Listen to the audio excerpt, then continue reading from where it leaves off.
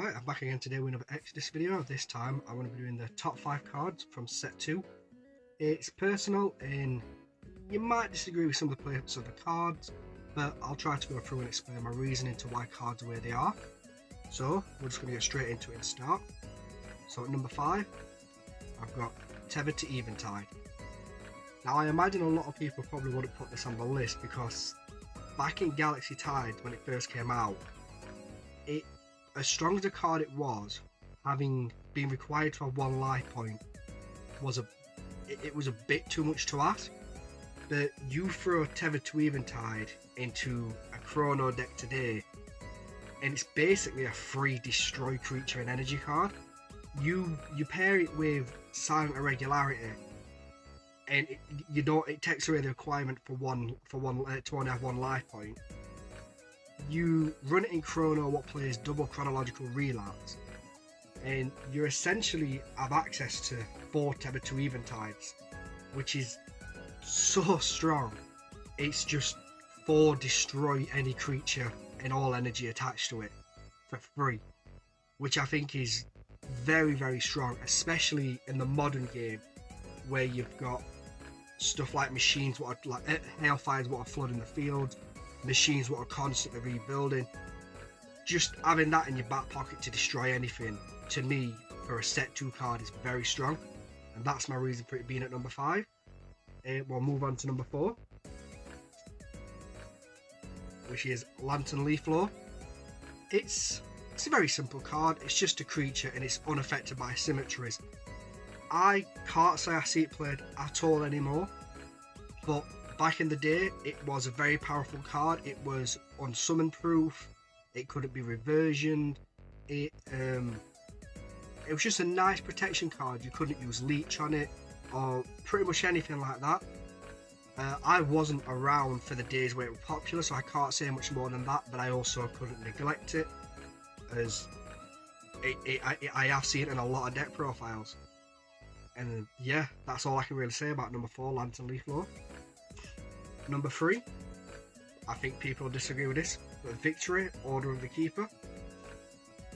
I wanted to put this at number 2, but I just couldn't because of the last 2 cards. But even now, getting a victory lock on your opponent can still stop them in their tracks.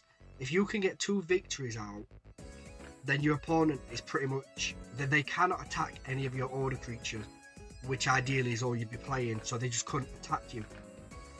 If you get that out against Archive or Machines or even Hailfire, pretty much anything from set 6, if they can't immediately respond to it, you can halt them in the tracks. They can keep getting the creatures out, they can keep doing the plays, but they can't harm you, which gives you enough time to mount up an offensive to go after them, as the ball's basically in your court. And I think the fact that this came out in set 2 and can still halt your opponent in their tracks even now in set 6, I couldn't not put it on the list. I would put it higher, but I can't neglect the other 2 cards. But yeah, number 3, Victory, Order of the Keeper. Number 2, Alana the Star Formation. As far as I'm aware, this was part of the very first competitive deck, Angel Beatdown.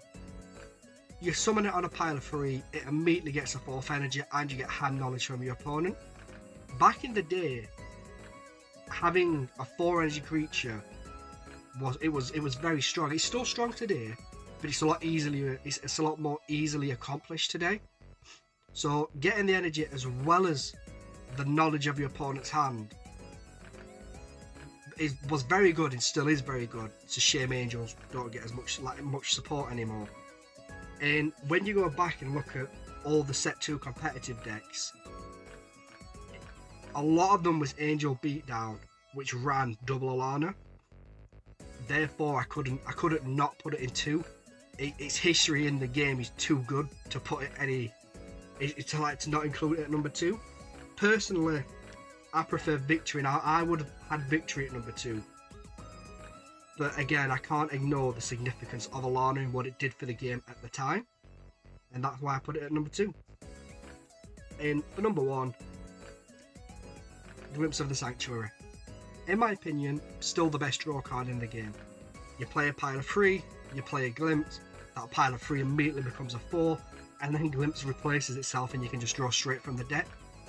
So it's essentially just a +1. You get a free energy and it replaces itself.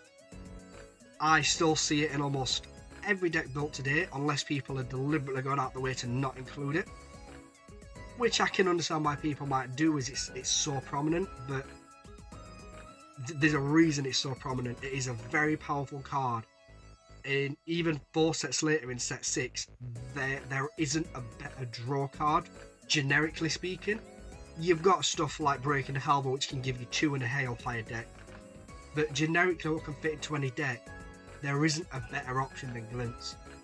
To give you the energy and the draw, it's just too good. And if you've got 2 of them, you can make a pile of 3 into a pile of 5 and draw two fresh cards.